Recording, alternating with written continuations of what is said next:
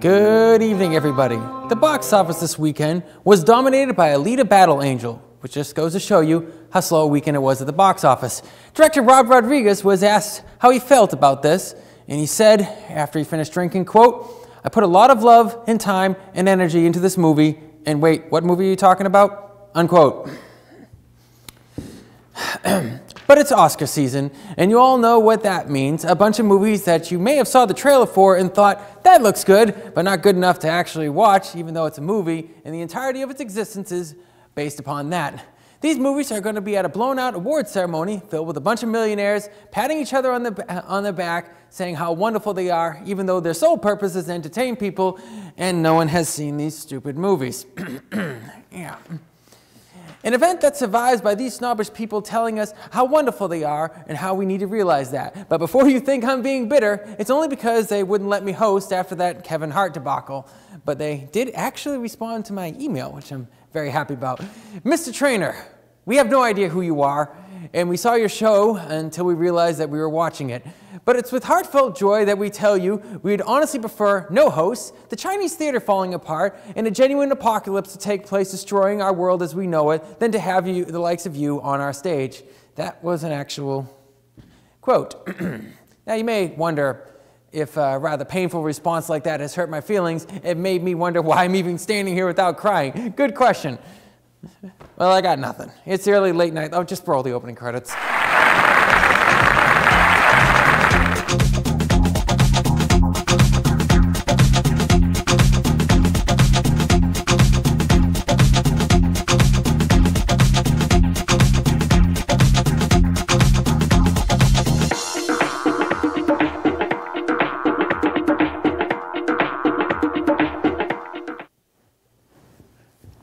Hello, everybody. It's the Early Late Night Live Show. We are on every Wednesday night from 7 to 8 on Exeter Channel 98 and our Facebook page, the Early Late Night Live Show Facebook page, and our YouTube channel, the Early Late Night Live Show YouTube page. So I want to give a quick shout out because we already have a bunch of people on the Facebook Live, from Joe Crapo, Buzz Durkin, Kate Eppers.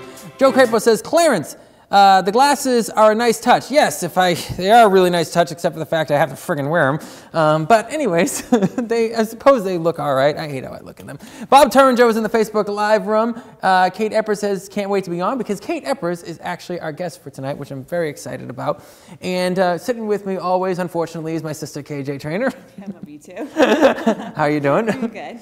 And back from his Wild West tour, Mitch Fortier. That's right. How you doing? Good. Yeah. No worse for the wear. No worse for the wear. We're going to hear more about your play. A little dust in my ears. Little dust. I hope we're going to hear more about your play later on in the show, which is very excited. But that's actually a true statement that Alita, I was writing the opening monologue, and Alita Battle Angel, for the first time, I think, since it's come out, is actually the top of the top grossing film, right? Well, it only just came out. It made $28 million in its first weekend, which isn't anywhere near, I think, what they need to make. Right. Because they had a budget of $170 million. Right, so yeah, which isn't very good. It's probably going to hurt. Yeah. Unless it does very well overseas, which it might, you know. But it's that type of thing that may do very well overseas. But it did beat What Men Want, so I guess we know what it is. Yeah, Alita Battle Angel. I mean, but seriously though, it looked like a piece of crap. I don't really think it's going to do, because weren't they projecting it was going to be a big flop or something like that? Yeah, they said they expect it to be one of the biggest flops of 2019. Oh, that's something to project on then. But what else we got in the news, Arnie? Well, actor Anthony Daniels, who's C-3PO in Star Wars, is 73 this week. Oh, wow. Which I thought was pretty cool. He's still pretty young then, the whole thing. But I mean, he would have been 73, so he would have been 30s then when he played C-3PO for the first time. Yeah. Right. Yeah. So yeah. 20s even. Right. Yeah. Wow. He's younger than I thought he was. Did you know when there was a bunch of people that were supposed to replace his voice? Actually, they weren't planning on using his voice. They just wanted him in the suit. He'd worked really hard to design the C-3PO voice, and they went through a whole bunch of voiceover actors. And I guess George Lucas finally decided to just use Anthony Daniels' voice. One of the voiceover actors said, well, you should call this guy named Anthony Daniels. He'll do a good job on the voice. And so that's like one of the... And then they didn't even... yeah. And then they used his voice. It's his voice. Right, okay. Yeah, he actually designed C-3PO voice, you know.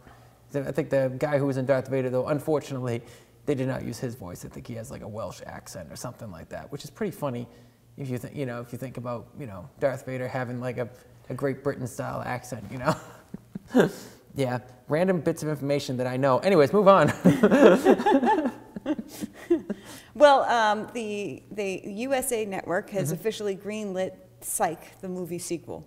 And they already did a movie. They're doing another movie, and this one's going to be based around the character of Lassiter, which will make my sister Peggy very happy because he's like the best character of the show. Yeah. I never really watched the show much. Did you watch? No, Psych? actually, yeah, not at all. I was trying to picture what it was, and I couldn't. Well, it was just like a fun kind of silly action-ish adventure mystery series, but like kind of akin to almost like a live-action Scooby-Doo. It really wasn't all that serious, and it had a big following, and so people who watch it like really were into. Really William Shatner was on it. That's how. Well, that makes sense then. You know, everything William Shatner goes in has like a big, a big following around it. Call it the Shapeal of some kind, right? Right. Yeah. I mean, he's no Chris Pine, but he's getting there. You know. Let's not go I down that digress. road. All right. I have to change that up really quick. time. All right. So, speaking of Chris's, Chris Hemsworth is to play Hulk Hogan in a new biopic about Hulk Hogan. Right, now I started to read that and I heard Chris Hemsworth is to play Hulk and I'm like, what? Then I realized I went and actually read the entirety of the title, Hogan, and I thought, he's playing the Incredible Hulk? See, I still went, what? Isn't he? But he could do it. I mean, like, you'd have to get really jacked up. I wonder if they could put him, well, he probably uses his own hair. He straightens it and gets some oil on his body. Okay, you're taking this in a weird direction. The fact that you're wondering about this is beginning to worry me. I'm just trying to appeal to our feminine audience. Yeah, right, yes, yeah. This just got very awkward. I don't know if you knew this. Really I'm sorry, you're still talking. I got lost there. Ashley Mancusi's in the Facebook Live room. Our sister-in-law, actually, Ashley Mancusi. Missy, good to see you, Missy. Bobby Trickett is in the Facebook Live room because Bobby Trickett's voice cannot be heard right now, but he's in the Facebook Live room. So. Why aren't you here, Bobby? Yeah, that's what I was just going to ask. What happened? Yeah, what happened, Bobby? What happened? All right, continue on with the news. Okay, well, Netflix is coming out with a movie called The Highwaymen, which is not, as you would imagine, about romantic guys with swords running around, going after carriages. It's actually about the two Texas Rangers who took out Bonnie and Clyde. Ooh, thank you. Let's tell a story about the person who stopped the villain, not the villains themselves. According to this, is that the Kevin Costner? Yeah, Kevin Costner and Woody Harrelson, with director John Lee Hancock. And according to this, they flipped the script on the Bonnie and Clyde narrative, and I'm like, oh God, they're the villains in the story, aren't they? Yeah, they are kind of the bad guys here. Bonnie and Clyde were murderers. Yeah, but they were good looking, so. It's like they were like we can forgive them. They were murderers. Like okay, I mean, we're supposed to love everyone, but it's not like they weren't. Like I don't get it. I mean, there wasn't unlike that one, like Most Wanted one that Johnny Depp and Christian Bale played in. That guy actually, I don't think he ever actually killed anybody. Dillinger was that? Dillinger. I don't think he actually, if I remember the movie correctly, I don't think he ever actually killed anybody. Yeah. So that was a bit different because you actually kind of got to saw like he actually was, he was a thief, but he wasn't a murderer. Bonnie and Clyde were killers. I mean, they killed, I mean, So like I can't stand it when they say, "Oh yeah, let's tell the romantic side of a bunch of murderers." I mean everyone should be humanized, but yeah, I'm like, "Oh cool, excited, Texas Ranger story, I like that, stopping villains, cool." No, but we're going to show them how they were actually the murderers in this. Oh right, yeah, okay. Well, we got the whole 10 Buddy thing, right? And then now this and. Right. So I don't know. I was kind of excited. I'm like, this would be. But I like Kevin Costner, Woody Harrelson, so and if they make it, I mean, I don't know what else that director has directed. I just had it up. Hold on one second. I can tell you in just 1 second. So just keep talking. Just keep chatting. Just keep chatting, and I'll tell you. I'm trying to think of what the last thing Costner was in that was on the big screen. The last thing, I don't know about the big screen, but he's been in some show called, what's that famous park out in the Yellowstone?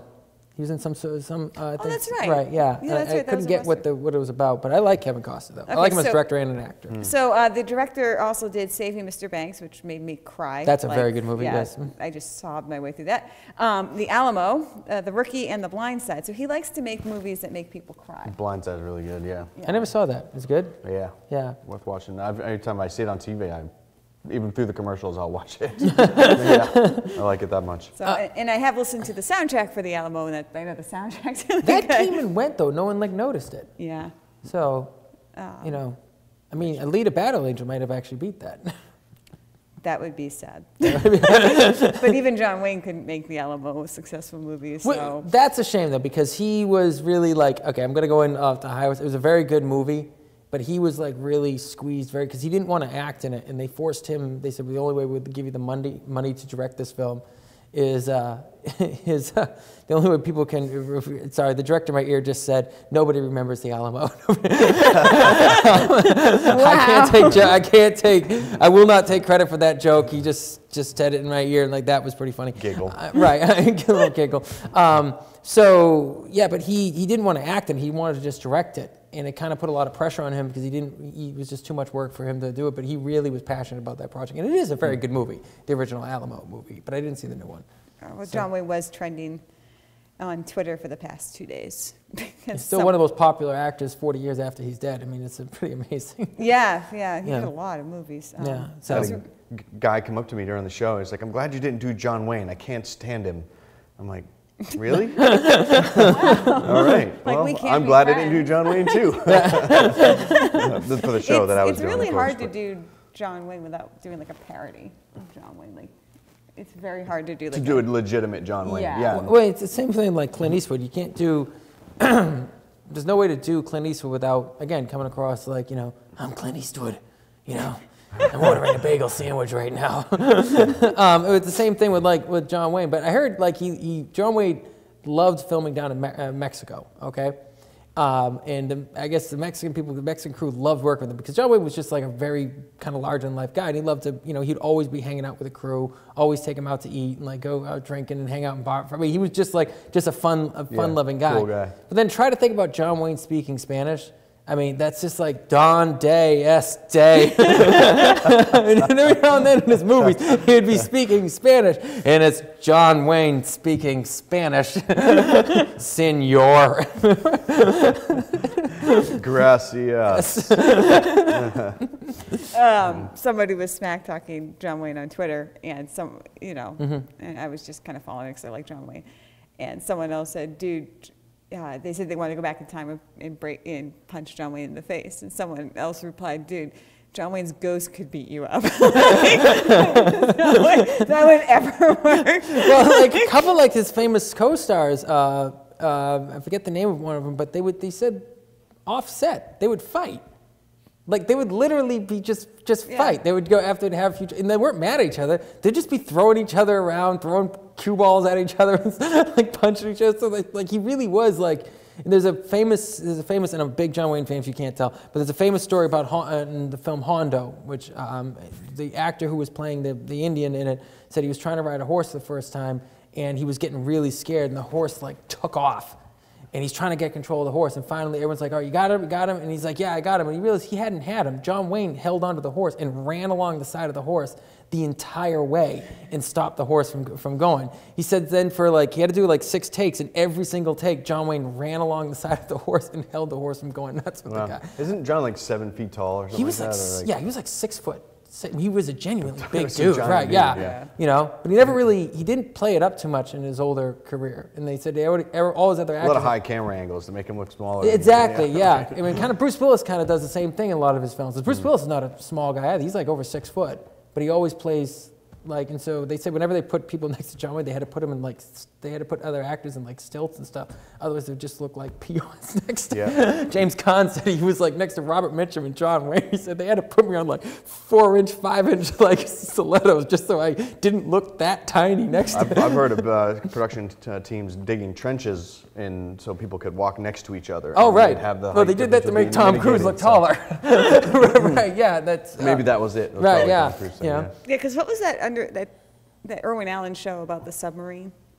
Oh, yeah. David Huddleston? Yeah. He was in it, but his co-star, the guy who was the captain of the submarine, was very self-conscious about his height because he was a short guy, so he'd make them put a box, whenever they were standing around a table, he would stand on a box so that he was the same height as David Huddleston. That's awesome. All right. Wow, well, this went through really quick, actually, because we got to cut to our guest, a music video from our guest, which is very exciting. It is a very good music video. Kate Eppers is coming on the show, and she's active in the Facebook Live room. She won't be able to do that, unfortunately, when she's sitting on the show. We finally have her on the show. Said, can we do trailer trash for City Slickers? Oh, City Slickers. They remake City Slickers? Did they remake City Slickers? I don't know. I'll look that up. We'll look that up, but won't be able to do that tonight. But anyways, when we come back, you'll be seeing you'll have our guest, our guest Kate Eppers will be on the show, but enjoy her music video for now, and we'll be right back. Early Late Night Live Show, 7 to 8 every Wednesday night. Play that beautiful green footage.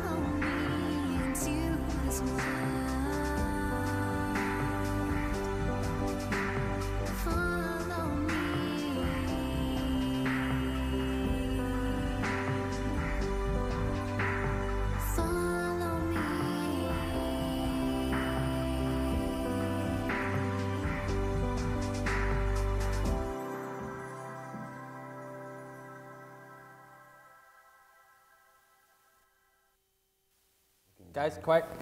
2.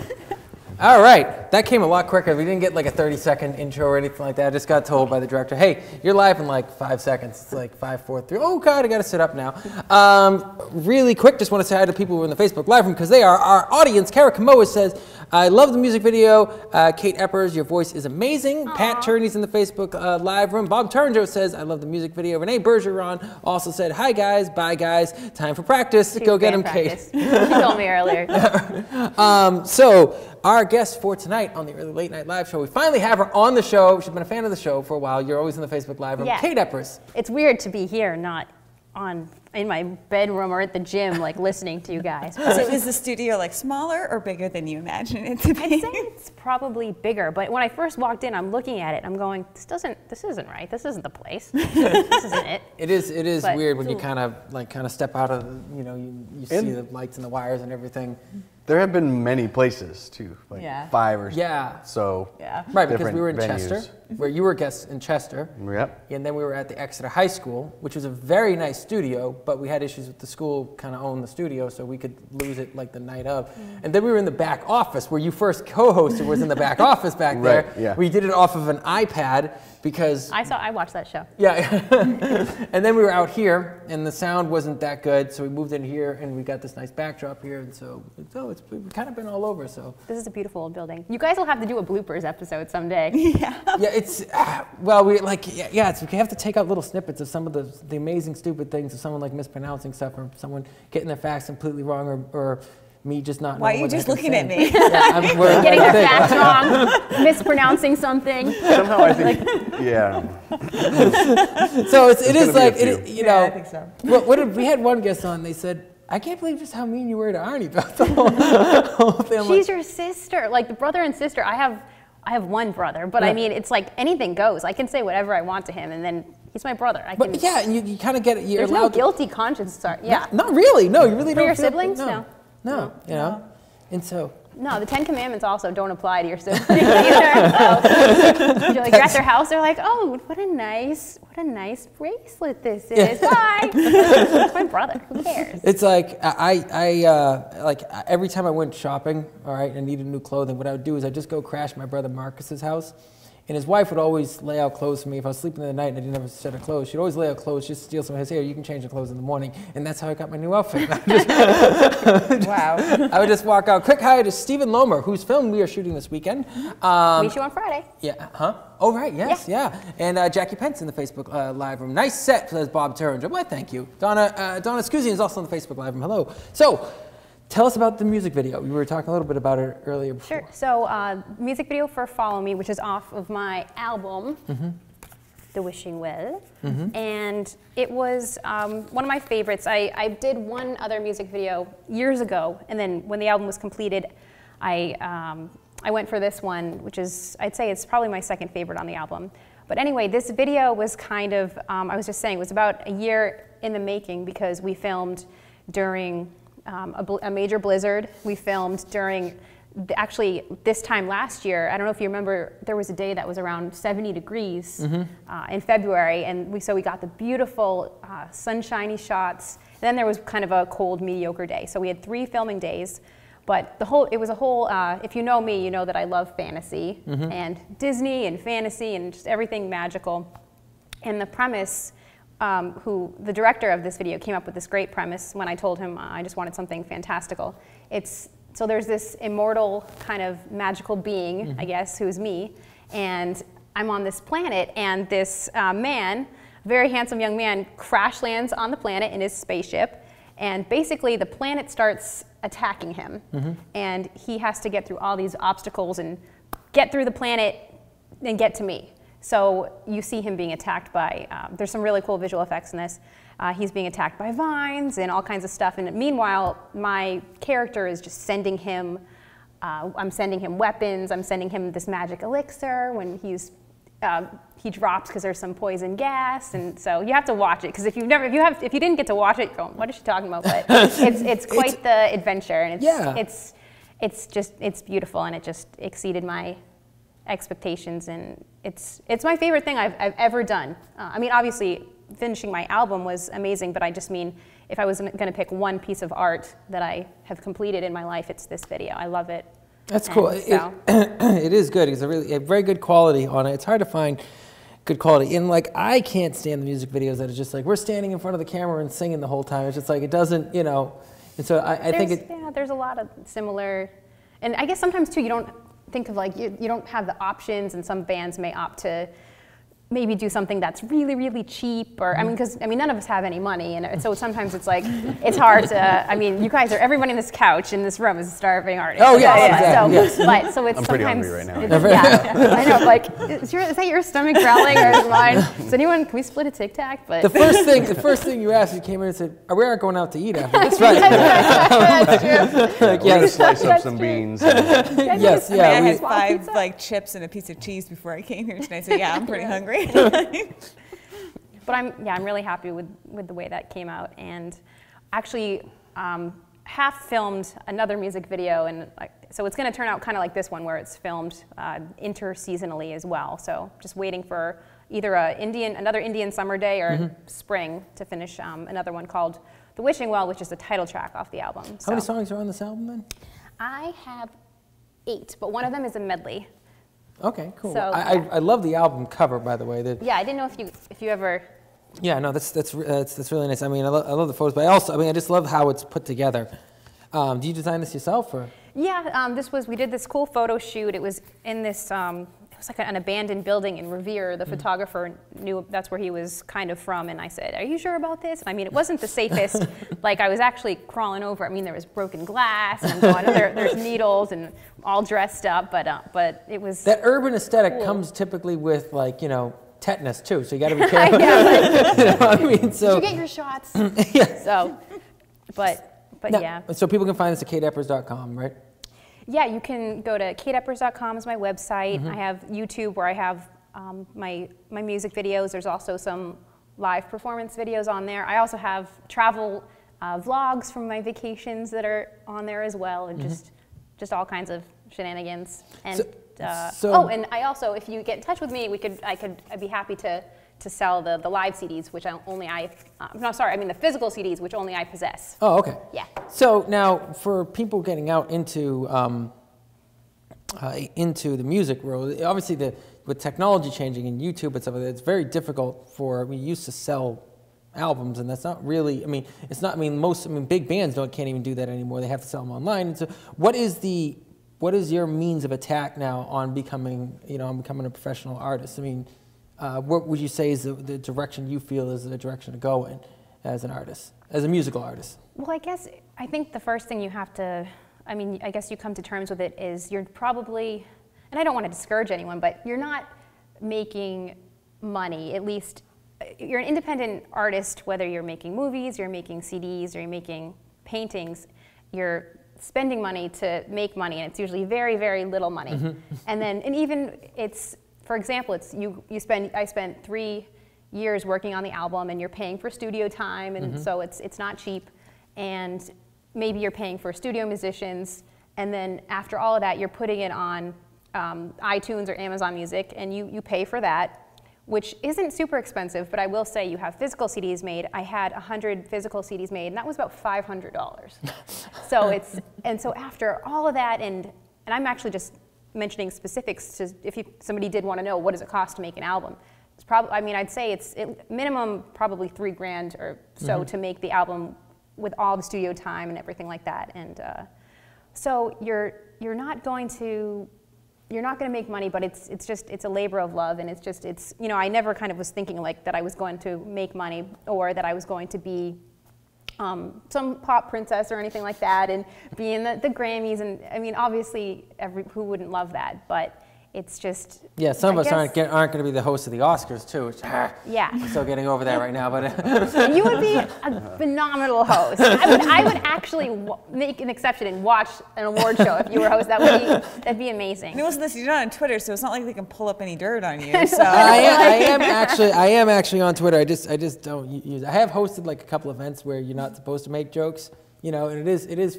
So I was sitting down with the person running the event, and pretty much it was, can I say this? No. Can I say this? No. But I can say this, right? No. And it was pretty much just, no, you shouldn't say it. And I know somewhere in the back of their mind, why is he here? Like, or was the thought process going in? But how often do you do live performances, though? You like doing live performances? I do, and so I think I got off track, and I was just kind of talking about the financial backing of everything. I don't know why, but but I do live performances. I'm not playing every week, but I'd say sometimes there'll be a month where I do nothing, and then next month I think like 5 or 6 shows. So it's so funny how that happens, where it's just kind of nothing really comes up, but then a bunch of things will come up. So it's kind of inconsistent, but I've played some fun things. I played fireworks festivals for 4th of July, and a lot of music nights at different, like I had my CD release at Opus in Salem, where I'm from Salem, Mass, and just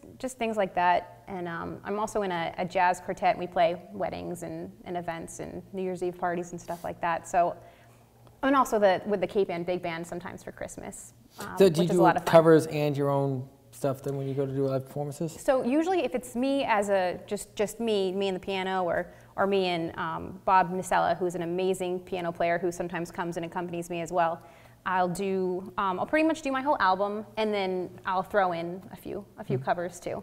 So maybe a little Alanis Morissette, or just some fun things just here and there. So who is, and we're gonna have to go to a break in just a minute, but we're back. But who would you say is your biggest inspiration as a singer? Music-wise, or Music-wise, yeah. I would say, I know I talk about Disney a lot, but I grew up watching Disney. But it's funny because I couldn't sit there and be staring at the TV. I would hear the songs, and then I would just, for Disney, it's all about the music for me, and not so much actually the movies. But I love, I have a musical theater background. I love musical theater and Phantom of the Opera and kind of scary musical theater. But and I know I have to go in a second, but Tori Amos is one of my favorites of all time, and I think that's probably where the piano came in. But my grandmother started me on piano when I was really little too, so, but yeah. So do you come from a musical family? A little bit. My dad played piano and the trumpet, and my grandmother was a piano teacher, and she was an artist as well. Like, she painted, and she would actually she'd have her paintings at art shows, but they would also pay her to play the piano at art shows. So it was fun. So I'd be there, me and my little brother, just like running around these places, like eating the cheese and crackers, and we're like, Bubby, because that's a Jewish for grandmother, going, Bubby, Bubby, Bubby, and she's like, Trying to be professional here. But luckily, yeah, I grew up with kind of music all around, and my mom, also a really good artist. She doesn't draw too much, but just a lot of, and also I just had a lot of encouragement, and That's good. All right, well, we got to go to break, and when we come back, we're going to be, you're sticking around for Trailer Trash, right? Of course. Yes, so we come back, we're going to do Trailer Trash. Kate Eppers, it's fun having you on the show. She's going to stick around for Trailer Trash. This is the early late night live show. We are on every Wednesday night from 7 to 8, and I believe we were supposed to take a break a couple minutes ago, and I'm not quite sure. I didn't hear the call, so I don't know there's something wrong with my walkie-talkie, but we're going to go to break now. When we come back, we're going to have our Trailer Trash on every Wednesday night from 7 to 8. We'll be right back. So hopefully that means that he will take us away.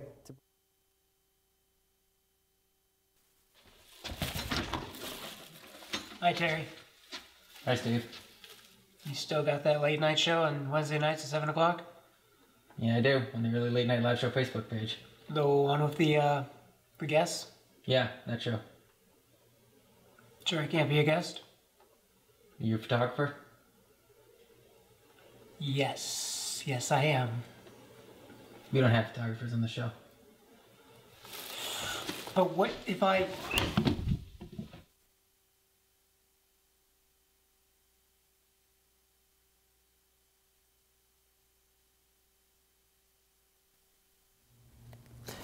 And you're back, and I'm back, and it's the Early Late Night Live Show. We're on every Wednesday night from 7 to 8.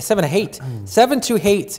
Well, maybe some people hate our show. Maybe it's 7 to Kate. Maybe it's 7 to Kate, yeah. 7 to 8, and we have guests of all sorts. We have actors, filmmakers, directors, writers, and singers, and actresses, but we don't have photographers because we just don't, and people are going to have to deal with that.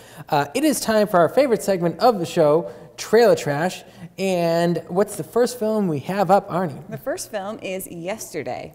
Yesterday. It's a musical comedy. All right. Well, let's With roll. Sorry, it's music. We'll talk about that in a little bit. Let's roll the trailer for Yesterday. Arnie, go right on the spiel. Okay, so Yesterday is an upcoming 2019 British musical comedy directed by Danny Boyle from a screenplay by Richard Curtis. And it stars Hamish Patel, I'm pretty sure I'm saying that right, Lily James, Kate McKinnon, and Ed Sheeran. And basically, it's about a young man who, after a worldwide blackout, is the only one who remembers the Beatles. Wow. Now, I saw this trailer, and I wasn't liking this at first. And then it really, spun halfway in the middle of it. So, it's really a very surprising trailer. But let's start down that end. Mitch Fortier, you saw the trailer, I'm assuming. I did. Yeah. Did you watch Yesterday today, or did you watch Today yesterday? My brain. What was the question? I can't say, every time I hear the title or I see the title, I can't not think and try it. Well, I'm not going to sing it and embarrass myself, but I want to sing the title. I want to sing the song too, yeah, I think the most intriguing thing about the film for me is the idea of the Beatles songs kind of coming back to life and being a part of modern culture. And because I never really knew who they were and such, but or much about them or got into them, but I do like their music, and I wish I actually heard more of it, on the radio and things like that. But you don't really, maybe not the station, not listening to the right stations, maybe. Oldies 103.3 doesn't exist anymore, so. Yeah, but a huge layer of suspension of disbelief in order to get through this film. Yeah. To start off with, and that kind of threw me off for a little bit. I'm like, yeah, definitely. Looks interesting, I would say. Kate, you saw the trailer? Yeah, I was really confused because I was watching with Mitch earlier, and I was going, "Where is this go?" I was extremely confused where it was going, and then I saw it when it was where it was going, and I went, "Eh," and then I went, "Oh," and it kind of intrigued me a little bit as it got towards the end.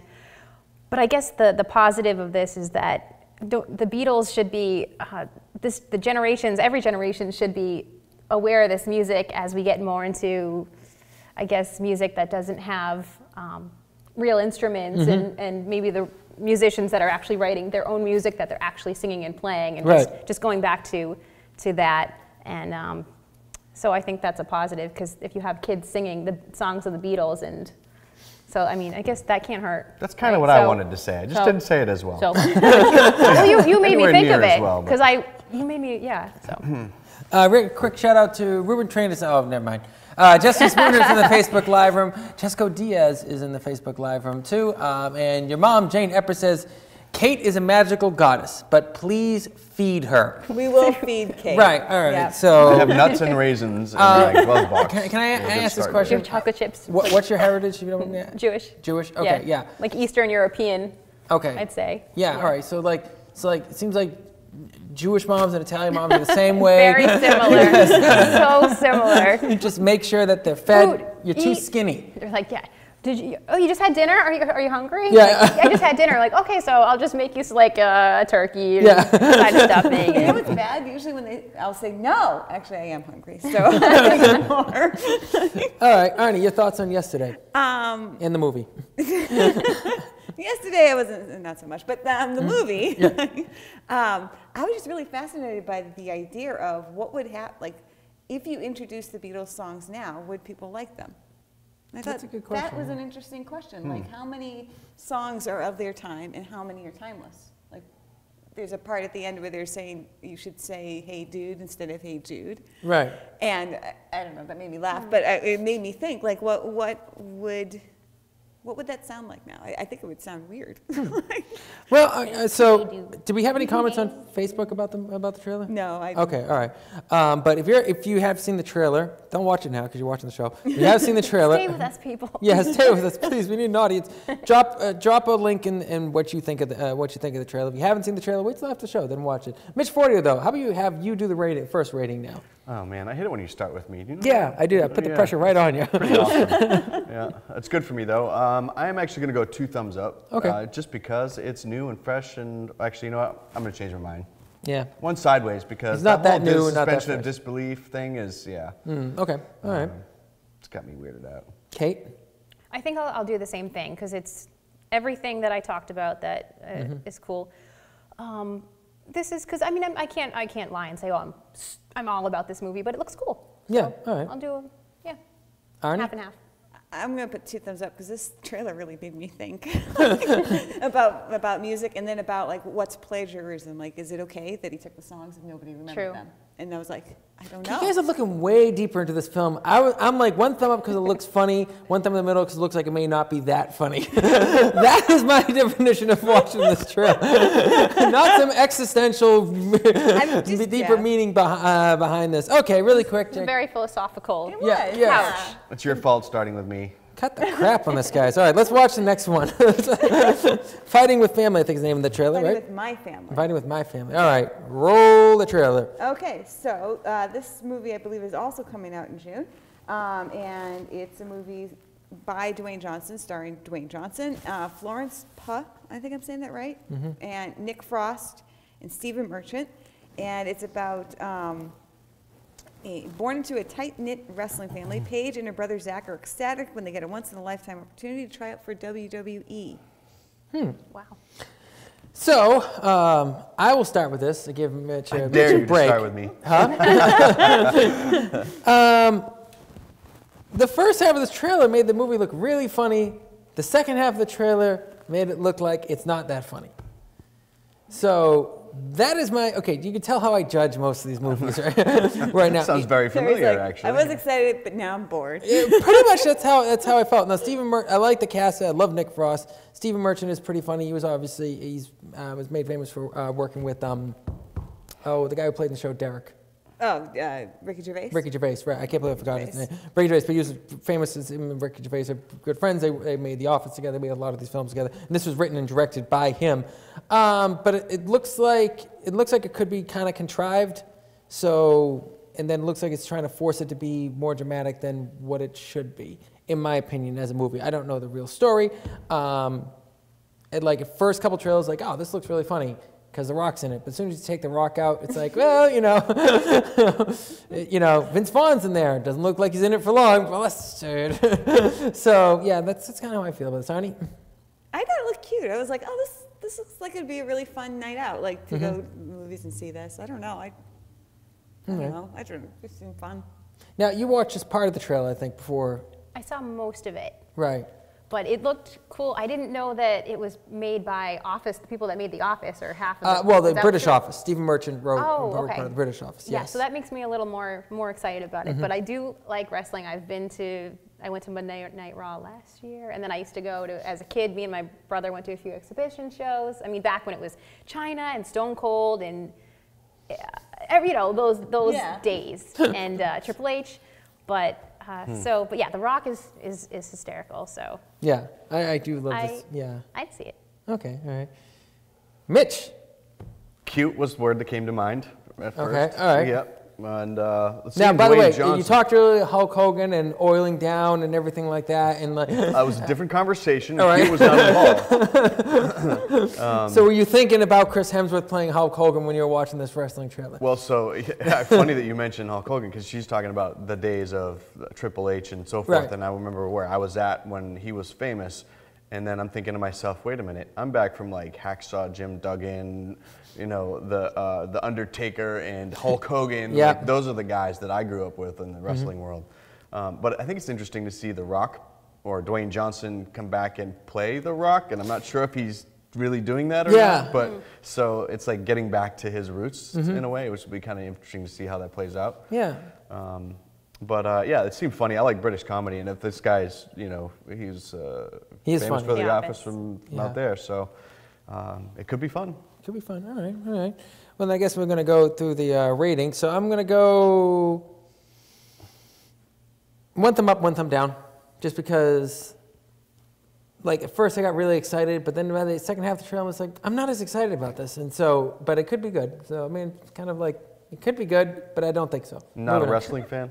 I'm not really a big wrestling fan. Yeah, No, so I remember seeing the advertisement on TV and Mom telling me to turn the TV off. Like that was my, that was my experience with wrestling. I saw a lot of really big guys screaming into the camera. Part of me was like, God, this is really scary. Another part was like, this is something I need to watch. And Mom's like, no, you're turning it off. I'm like, yeah, I'm pretty sure Mom said it would be bad for you guys to watch this violence, yet to let us watch the Three Stooges. So I was a little confused. Let's watch the Three Stooges, the A-Team, So yeah, scripted violence was okay. I guess so. Well, I mean, then that's still wrestling. So moving on. Yeah. All right, you're rating. I'm going to do 1 thumb up and 1 thumb in the middle. Okay. Yeah. All right. That's what I'll do. Kate. I'll do 2 thumbs up because it looks cool and wrestling and The Rock but you know what I was thinking. We were talking about real quick City Slickers earlier. Yep. How you're like, oh, this movie looks so funny, and then it has all these really sad moments and then inspirational moments. And I'm thinking this movie might end up doing something like that. It could be really good. Which is not good or bad, just saying it might be kind of more of a dramedy, right? Quick critique of typical British writing. We're going to make something very funny, and then at the end, we're going to put unnecessary depression in it because that's where we're like. Describe the British Office. That's just right. Like, yeah, I watched that recently. Yeah. I just finished watching it. I'm like, I like the American Office a lot better. Me too. So, Mitch Fortier. Whether or not I'm going to go see it in a theater, I think is where I. Like 2 thumbs up is like, that's if I'm going to go see it in a theater. So I'm kind of like this, but I'm definitely going to see it on Netflix, so I'm going to go like that. Okay. All right. I'm going to seek it out, actually, I think. Well, that is the end of Trailer Trash, and unfortunately, it's the end of Kate Eppers being on the show right now. So, peace out. Peace out. Great finally having you on the show. And you're coming out in Dinner Party, which is a film which you have a screening in Dinner Party later this week. You did a great job. We can't wait to. We should have the trailer for that release soon. and people will get to see Cool. your additional acting skills. So And it's cool because I get to see you guys 3 times this week, by the way. 3 times in 1 week. I know. Oh, can I mention real quick? I'm playing in Kodo in Salem, Mass, where I'm from, on March 9th. I should probably mention that. oh, cool, yeah. Awesome. Make sure you let our guy in the back know about the link, and he'll drop it into the Facebook Live. But cool. But thank you for having me. it's great fun having you on here, Kate. Welcome back anytime. All right. We got to cut the break, though, all right? It's the Early Late Night Live Show. We're on every Wednesday night from 7 to 8. Check out KateEppers.com. Check out her music. She's really awesome music, and you'll be seeing her in our film, The Dinner Party. She has a big role in that. Very excited about this. And this is Trailer Trash. When we come back, we're going to have some local news. Exeter TV, Channel 98. We're trying to be on Portsmouth TV station, but they didn't take us today, so we don't know what's going on. Maybe next week. All right, we'll be right back, folks. We look cool, don't we? 2 badass guys and a Mini Cooper. Yeah, gone. All credibility. All gone. We just lost it. Out the window, man. Well, the basic idea was going to go from the State House to Lubec, Maine on 1 tank of gas. 7-hour journey. 7 hours to the end of the world. We'll be driving from Concord, New Hampshire to Lubec, Maine, which is the easternmost part of the United States. So essentially, as far as any American is concerned, it's the end of the world. We're turning onto Ireland Drive. Now, if you don't know this about, I don't know why we're turning onto Ireland $5 Drive. we missed our turn. We started this epic journey. 40 minutes in, we haven't even left Concord yet. That was pretty bad. Oh, yeah. No, that's Two-Face. Still got 5 hours. don't mind me. And does this place exist? Yeah, I gotta Google animals with cameras. That's really weird. Morning, sweetheart. Oh, hey, yeah.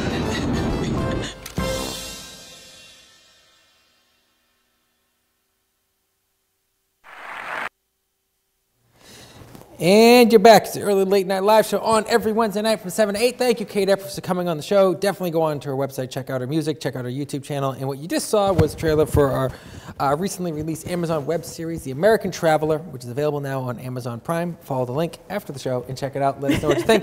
And if you could, when you go on Amazon Prime, because we do shamelessly plug our films that are on Amazon Prime, write us a review, because it really does help our Amazon Prime status. If you guys could write us a review. And I tried writing 5 reviews about my own films, but they didn't really take it. Probably because I kept doing 1 stars in my own movies. It was weird. I was like, this really stinks. I know the director. So anyways, we're turning over to the local news segment with Mitch Fortier. Right now we're going to get eventually we're going to get an introduction. Dun, dun, dun, dun, Oh, that would be cool. That'd be really cool. We don't need it though. That's fine. I don't need it. Yeah. I'll get it for you. Don't be so No, it's depressed. fine, You're a it's bag of fine. depression No, right I now, man. What's this? seriously Like a don't. British Yeah. He film? gets a little dun dun dun, and I don't. Are you really surprised by You that? get the Yeah, you get the unfortunate sister thing. Yeah, Yeah. that's true. Bill LaPlante's Fair in the Facebook Live room, and so is Brian Murphy, who was a guest on the show recently. So great to have him on. All right, cool. Mitch, what do we got for news? I was just trying to search around looking for interesting stuff going on and or available, and I found something that actually made me wish I was older. Okay. So there's a Houses are grant. much cheaper. Like 55. If only I was 55 plus. Well, there's that, right? And then you got the community center where bingo and things like that, right? That's not what this is. It's actually a 60s plus artist grant, which I thought was kind of interesting. So I started looking at it. Ultimately, it's for anybody who has an art project or a film project or a music project or something that they generally don't have access to money for, and it is based on. So when you apply, you have to be 60 plus. You have to basically have no money. You have to have a pretty good idea or some fun idea or something that has value. They talk about even curating existing projects or things that you might have done in the past and doing like organizational or maybe putting up an art show or something along those lines. And I just thought it was kind of interesting that there was money out there. Like you can get $5 grand to do some kind of a project like this. So I'm like, how many old people do I know? And I mean, so I know that there are a lot of I don't know how old Bob is. And sorry, Bob, if you're not 60, but honestly, you should look into it. If you are. If you are. And then, so yeah, there's money like that out there. And that kind of raised my eyebrow. I didn't get to actually look for anything else along those lines, but I think there's probably stuff along those lines for other independent artists as well. So, so that was the first piece. Where can people find out this information? Yeah, so there's a link. It's at treeoflifeartists.org grant program, and there should be a link I had sent over to Ryan to post. The other piece is New Hampshire Film Festival is opened up submissions. So dinner party. They love New Hampshire-made films. I mean, ultimately they are an international, but if you have in New Hampshire-based actors or writers or directors or whatever the case may be, all of the above, or all of the above, then they love to have those films. You can submit for that particular category and then be considered for specific awards in that venue. And it used to be in Derry, New Hampshire, but now it's in Portsmouth, and they're going on their 19th year, which is pretty cool. And the deadline is July 15th for submissions. I don't know what it costs to submit, but I think that would be good information to try and figure out. Very cool.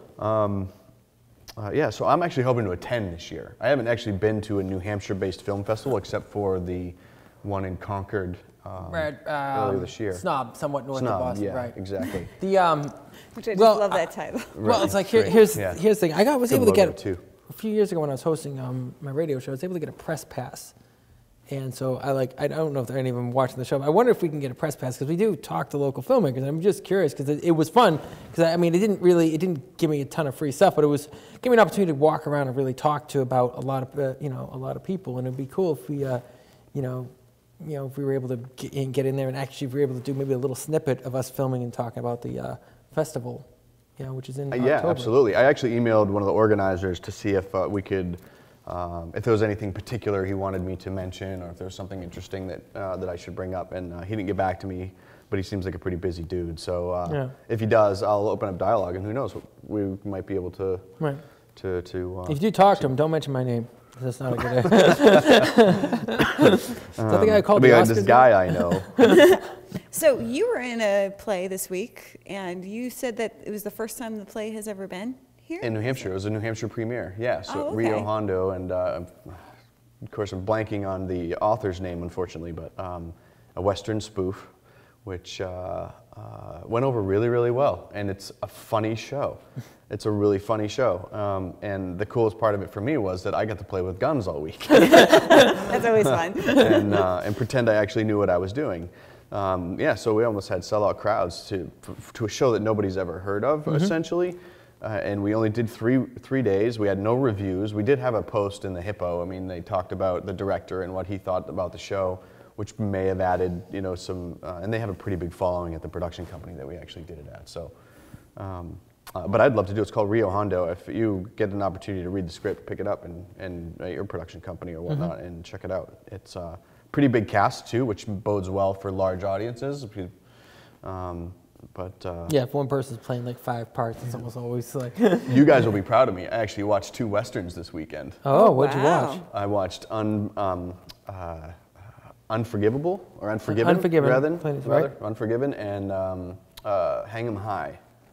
So you watched a couple Clint Eastwood ones. Now you totally missed our John Wayne orgy earlier. I did. This is what was playing on television while I was exhausted from a long ass week, leap of tech rehearsal and performances. Unforgiven's a hard movie to watch if you're partying. Yeah, it's not really like a movie you just sit back and just relax and enjoy. Unforgiven's a heavy movie. That was my favorite of the 2. It was awesome. No, it's a very good movie. Really liked it. It's dark. Hang 'em High was dumb, honestly. Yeah, it's just I'm like, okay. But anyways. Let me see, but just so you know, Bob Turndrow says, Amplified Arts, The Country Wife, Claremont, New Hampshire, 2 more shows. Oh, cool. he's in that. That's right. Yeah. No, I'm not doing it. Bob is. Oh, no, it says, Mitch, P.S., I'm 65. Bob Turner says, cool, live Westerns. I would have come if I wasn't also performing. Oh, okay, well, yeah. Excuses are lame, and we all know that, right? Yeah. I actually had several people come that were friends of mine and from some distance, too, some of them, too, which was cool. But I usually have more people that I know at these productions, but this one was a lot of people I didn't know. And even in the cast, we had a lot of really new people, too. So Majestic Theater is actually does a lot of shows. So if you want to get into theater and you're in the Manchester area, then keep an eye out for the Majestic Theater and look for auditions because they're auditioning stuff all the time. No, cool. They do like 12 shows a year. It's crazy. Wow. And 3 of them are dinner productions, or 4 dinner productions. Oh, wow. Which is fun. So dinner theater is kind of fun too. So what's the next thing you got going on then? What's your next? Well, I'm thinking about auditioning for some Shakespeare this summer because I really want to play Benedict in What You Do About Nothing.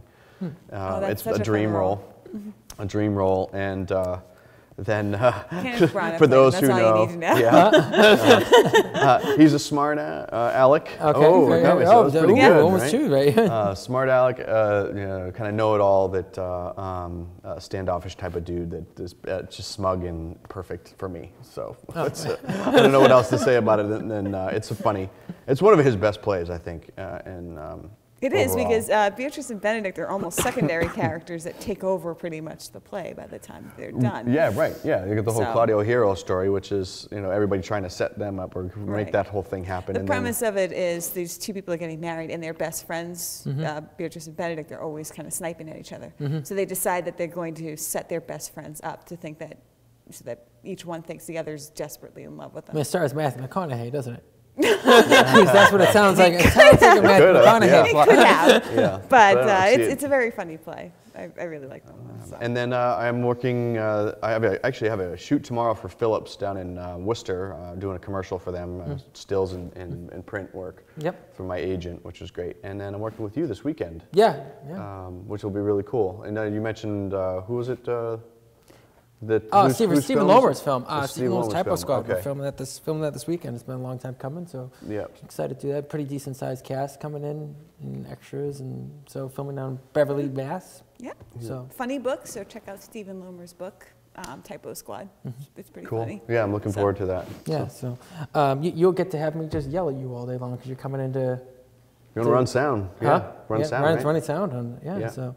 So Arnie's shaking her head. She knows what this is. Are you assistant directing? Or are you directing? Or I'm ADing. Yeah, Arnie's directing. I'm a producer, but I'm ADing and Arnie's directing it. So cool. So I'll be the manhandling everyone and making sure. You shouldn't have to yell at me too much, because I'm kind of going to anticipate your needs and be like, I know what you need. All right. That's what I hope will happen. I'm going to put that out there in the universe. Well, hey, if you fix problems before they happen, then that's exactly what I look for. So, well, I always want to make sure we give some little bit of advice to people watching. If anyone's thinking about getting into the artistic field, the biggest thing, which we were talking about last week with one of our guests, is how do you promote your stuff now that you have it? Now that you have films, now that you have music or books, how do you promote it? And obviously, Arnie's an author. This is something that she's been, figuring out how to do.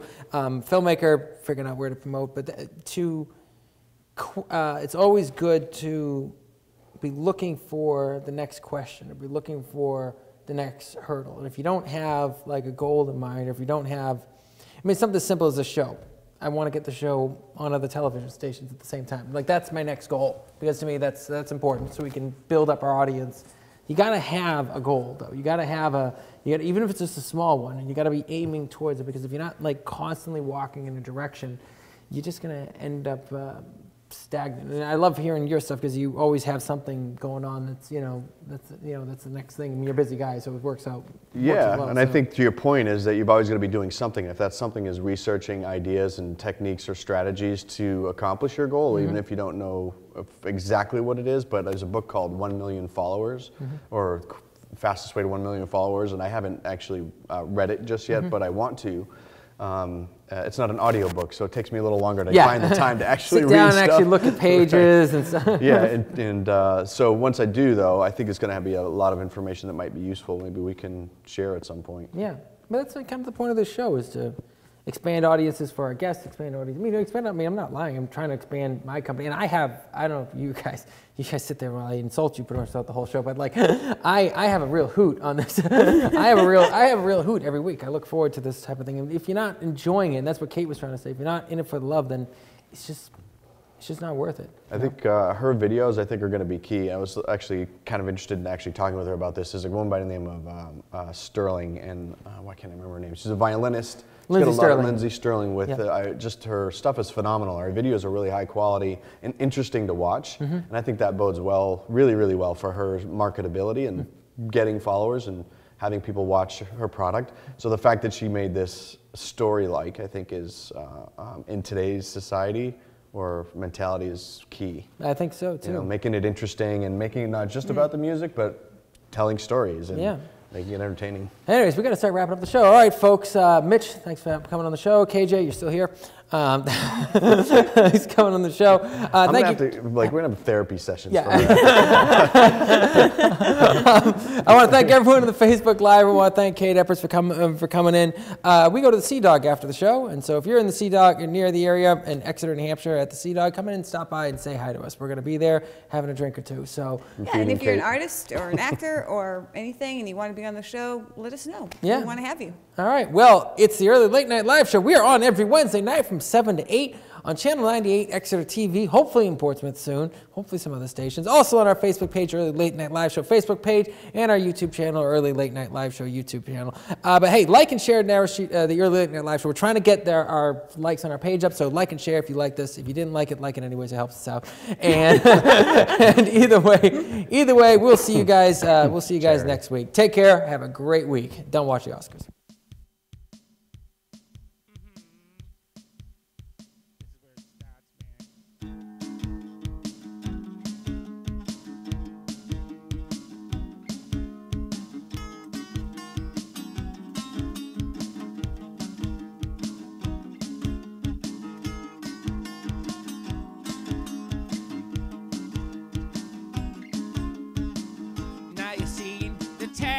Traynor show. There's some things about him you should know.